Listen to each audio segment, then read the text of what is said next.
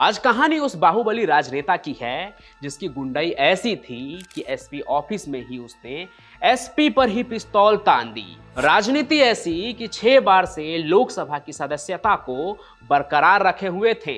रसूख ऐसा कि पार्टी से अलग हटके भी बयानबाजी कर देते थे। कारोबार ऐसा कि जिनके 50 से ज्यादा कॉलेज और स्कूल हैं और एक स्टेडियम भी है जहां कुश्ती की राष्ट्रीय स्तर पर चैंपियनशिप होती है। जी हां, हम बात कर रहे हैं WFI के पूर्व अध्यक्ष बृजभूषण शरण सिंह की, जो कभी तिहाड़ जेल में बंद थे, जिन्हें कभी पूर्व प्रधानमंत्री अटल बिहारी वाजपेयी ने लेटर लिखा था। बृजभूषण शरण की कहानी हम आपको बताएं उससे पहले यह जान लीजिए कि आखिर बृजभूषण शरण सिंह पिछले कुछ महीनों से चर्चा में क्यों हैं।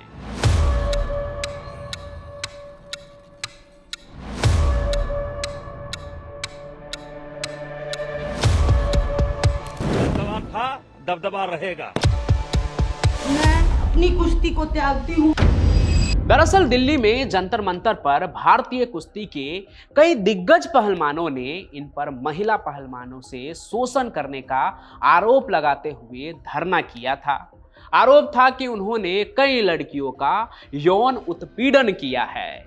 इसके बाद पुलिस कार्रवाई शुरू हुई। इसी बात को लेकर चर्चा हो रही थी कि बीजेपी उनको फिर से चुनाव लड़ाएगी या नहीं, लेकिन अब बीजेपी ने उनका टिकट काट कर उनके बेटे को टिकट दे दिया है। खैर, आते हैं बृजभूषण सिंह की कहानी पर।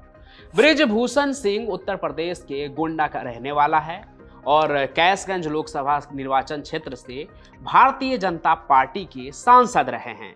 छात्र जीवन से ही राजनीतिक तौर पर बेहद सक्रिय हैं। बृजभूषण शरण सिंह का युवा जीवन अयोध्या के अखाड़ों में बीता है। 16 साल की उम्र में उनका पैतृक घर पारिवारिक दुश्मनी के कारण गिरा दिया गया तो उनको गांव छोड़कर जाना पड़ा। इस घटना के कुछ साल बाद बृजभूषण सिंह ने स्कूल की पढ़ाई पूरी की और आगे की पढ़ाई के लिए एक बार फिर अपने गांव वापस लौट गए। वो गांव गए आने के बाद एक दिन जब कॉलेज गए तो एक घटना ने उनका पूरा जीवन ही बदल कर रख दिया। और ये घटना उस घटने से बिल्कुल उलट है जिस मामले को लेकर आजकल इनको घेरा जा रहा है। सुनेंगे आप तो आपको खुद आश्चर्य होगा। दरअसल शुक्रवार था, बृजभूषण सिंह अपने गांव के पास वाले कॉलेज जा रहे थे। रास्ते में कुछ लड़कियों के साथ छेड़खानी हो रही थी। बृजभूषण सिंह ने विरोध किया और मनचलों से भिड़ गए। इस घटना ने उन्हें छात्र नेता के तौर पर स्थापित करना शुरू कर दिया। जल्दी वे छात्र संघ के अध्यक्ष चुने गए और यहां से शुरू हुआ उनका सक्रिय राजनीतिक जीवन। 1991 में पहली बार लोकसभा के लिए चुने जाने वाले बृजभूषण सिंह 1999, 2004, 2009, 2014 और 2019 में भी लोकसभा के लिए चुन लिए गए। बृजभूषण शरण सिंह का दबदबा आज से नहीं रहा है, बल्कि उस दौर से रहा है जब देश के पूर्व प्रधानमंत्री स्वर्गीय अटल बिहारी वाजपेयी ने उन्हें एक भावुक कर देने वाली चिट्ठी लिखी थी, जब बृजभूषण तिहाड़ जेल में बंद था। दरअसल 1990 का दशक था। छात्र राजनीति और जन्मभूमि आंदोलन की वजह से बृजभूषण क्षेत्र में काफी लोकप्रिय हो चुके थे। 1991 में जब बीजेपी ने बृजभूषण सिंह को लोकसभा टिकट दिया तब इनके खिलाफ 34 आपराधिक मुकदमे दर्ज थे। खैर, बीजेपी ने सिंह को रॉबिनहुड कहकर बचाव किया और वो बड़े अंतर से चुनाव जीत भी गए। लेकिन बृजभूषण शरण सिंह को लेकर सबसे बड़ा विवाद तब हुआ जब इन पर अंडरवर्ल्ड के साथ जुड़े होने के आरोप लगे। आरोप बहुत बड़ा था। 1995 में मुंबई के जे हॉस्पिटल में शूट आउट में पूर्व केंद्रीय मंत्री कल्पनाथ राय और बृजभूषण सिंह को आरोपी बनाया गया था।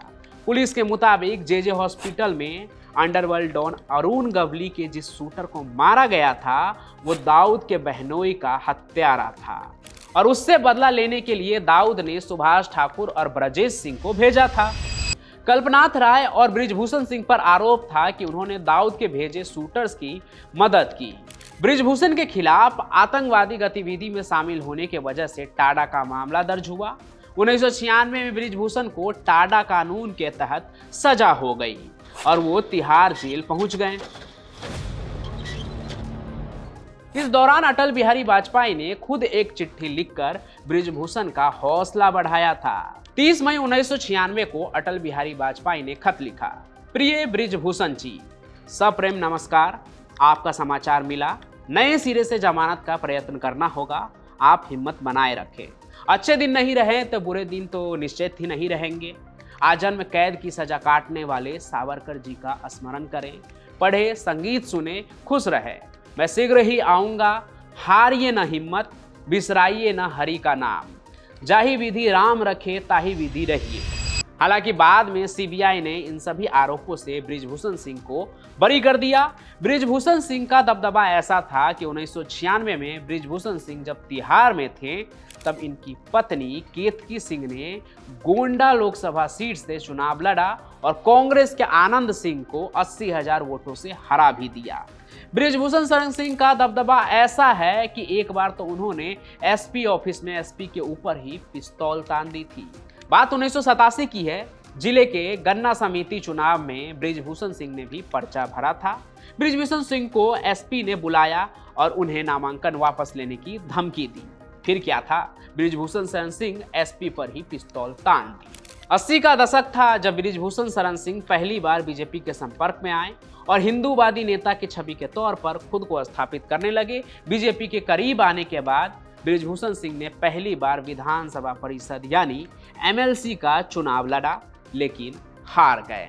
हालांकि इस हार के बाद वो लोकप्रिय होते चले गए क्योंकि सामने राम जन्मभूमि का आंदोलन जोर पकड़ रहा था। राम जन्मभूमि आंदोलन की शुरुआत में ही ब्रिजभूषण सिंह गोंडा के साथ साथ अयोध्या में भी साधु संतों के करीबी बन गए। महंत रामचंद्र परमहंस, महंत नृत्य गोपाल दास, हनुमानगढ़ी के स्वामी धर्मदास समेत तमाम संतों का आशीर्वाद लेकर वो मंदिर आंदोलन में सक्रिय हो गए। यहाँ उन्हें लाल कृष्ण आडवाणी जैसे दिग्गज नेता की छत्र छाया मिली। आडवाणी की राम रथ यात्रा जब बिहार में रोककर उन्हें गिरफ्तार किया गया तो इस समय फैजाबाद प्रशासन ने ब्रिजभूषण सिंह को 1 महीने के लिए जेल में बंद कर दिया। आडवाणी जब जेल से छूटे तो उन्होंने पहले यात्रा अयोध्या से शुरू की और उसमें गोंडा से फैजाबाद, फैजाबाद से अयोध्या घाट और अयोध्या से लखनऊ तक वो आडवाणी के साथ ही रहे, यानी ब्रिजभूषण सिंह। बाबरी मस्जिद विध्वंस मामले में लाल कृष्ण आडवाणी, कल्याण सिंह, मुरली मनोहर जोशी समेत जो 40 आरोपी बनाए गए थे उसमें ब्रिजभूषण शरण सिंह भी थे। हालांकि सीबीआई की स्पेशल कोर्ट ने साल 2020 में ब्रिजभूषण शरण सिंह समेत सभी आरोपियों को बरी कर दिया था। ब्रिजभूषण शरण सिंह का विवादों से पुराना नाता रहा है। वो कभी भी पंगा लेने से पीछे नहीं हटते हैं। यही वजह है कि उन्होंने पूर्व मुख्यमंत्री मायावती को गुंडा भी बोल दिया था। इतना ही नहीं, एक ऐसी चर्चित घटना है उस वक्त की जब गोंडा का नाम बदलने के मुद्दे पर तत्कालीन मुख्यमंत्री मायावती से भिड़ गए थे। 2004 में कहते हैं कि गोंडा का नाम बदलने का जो ऐलान मायावती ने किया था उस मुहिम के पीछे बीजेपी से जुड़े कुछ नेताओं का हाथ था। इस बात को लेकर बीजेपी और ब्रिजभूषण शरण सिंह के बीच मतभेद हो गया। उन्हें इस साल 2009 में पार्टी को छोड़ना पड़ा। इसके बाद समाजवादी पार्टी का दामन थामा और कैसरगंज लोकसभा से चुनाव लड़े। पार्टी भले ही बदल गई लेकिन भूषण के बाहुबल का असर कम नहीं हुआ। वो 63,000 वोटों से जीतकर संसद पहुंचे, लेकिन समाजवादी पार्टी के साथ उनके वैचारिक मतभेद बहुत ही जल्दी शुरू हो गए। साल 2014 के लोकसभा चुनाव में वापस से बीजेपी में वो शामिल हो गए। कभी उन्होंने मंच पर एक युवा पहलवान को थप्पड़ जड़ दिया तो कभी बाबा रामदेव को नकली खाद्य पदार्थ बेचने वाला सम्राट बता दिया तो कभी ओवैसी को अपना मित्र बताया। ब्रिजभूषण शरण सिंह विवादों में रहते ही आए और आज कहानी इसी ब्रिजभूषण शरण सिंह की है जो आजकल काफी चर्चे में भी है। बीजेपी ने भले ही उनको टिकट ना दिया हो लेकिन उनके ही बेटे को टिकट दिया गया है और वो चुनाव लड़ रहा है।